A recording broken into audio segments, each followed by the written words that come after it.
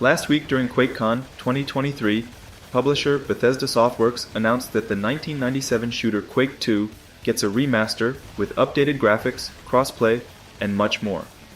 The remaster, simply titled Quake 2, is available now for $10 for PC, Xbox, Nintendo Switch, and PlayStation.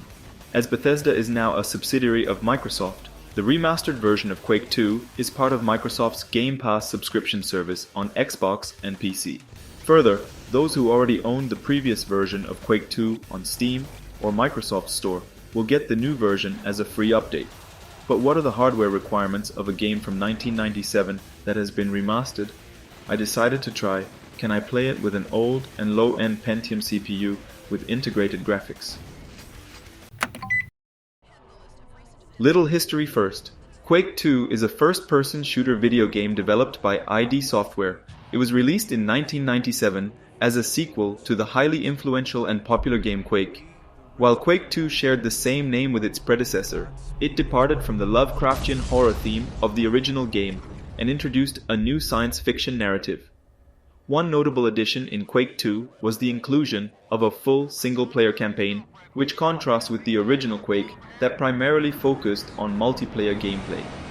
Multiplayer in Quake 2 was still present, offering different modes like Deathmatch and Team Deathmatch, but the single-player campaign took a more prominent role in this installment. Quake 2 was a significant step forward in terms of graphics and technology compared to its predecessor. It introduced a fully 3D game engine that supported colored lighting, dynamic shadows, and complex geometry. The game's visuals were notable for their atmospheric environments, realistic lighting effects, and detailed character models. Quake 2 was generally well received by both players and critics upon its release. While it might not have achieved the same revolutionary impact as the original Quake, it still garnered praise for its technical advancements, gameplay improvements, and engaging single-player campaign. Let's talk about the remaster now, and while I am doing that, you can see a footage from my gameplay. I am using Intel Pentium G4500 CPU, a dual-core desktop processor belonging to Intel's 6th generation Skylake architecture from 2015. It's a budget-oriented processor designed for basic computing tasks. It has integrated Intel HD graphics, or in other words, a potato PC. At least the installation is on SSD. The resolution is 1080p, and the average FPS is around 30, which I think is okay for such an old game. A more powerful CPU or a cheap dedicated GPU will bring up the frames. But still I wondered what is possible with a Pentium. Still, the game isn't recreated from scratch and the hardware requirements are low. There are several additional tweaks and enhancements, but it's not a total overhaul or a ground-up remake by any stretch. Most of the assets are the same, but the game now supports 4K, cloud saves, and cross-platform play, among other modern standards.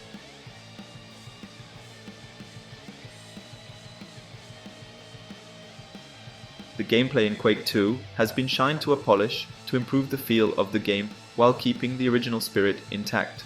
Weapon fire from players and enemies now have muzzle flashes to improve feedback and new damage indicators to better communicate to players where they are taking damage from. An increased tick rate ensures action is more responsive, and hundreds of level and gameplay bugs have been fixed.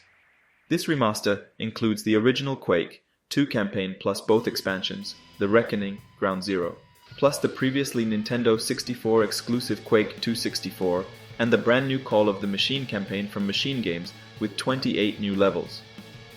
Levels have been enhanced with improved lighting, along with updated weapon and enemy models. Dynamic shadows and lighting have been added to levels and weapon effects. New glow maps make computer terminals, power cores and other illuminated surfaces pop.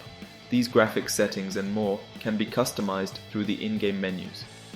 Enemies are with improved paving, new attacks and new tactics. They will hit the dirt to dodge shots and jump down off ledges to get a better angle, making enemy encounters more dynamic. This multi-platform Quake 2 remaster comes just a few short years after Nvidia released a ray-traced version of the game in 2019 to showcase its then fancy new RTX technology. But although Quake 2 RTX still looks stunning by any measure, it's only playable on a comparatively limited amount of PC hardware. The new remaster, meanwhile, is available across basically every current and last-gen system. I personally associate the Quake games with multiplayer, and I've never played any of their campaigns. But now I think it's the time, and it probably won't take me that long. This is a relatively simple game. There are no dozens of side quests, loot boxes, game pass, grinding and so on. What about the hardware? It will surely run on almost all machines around the world.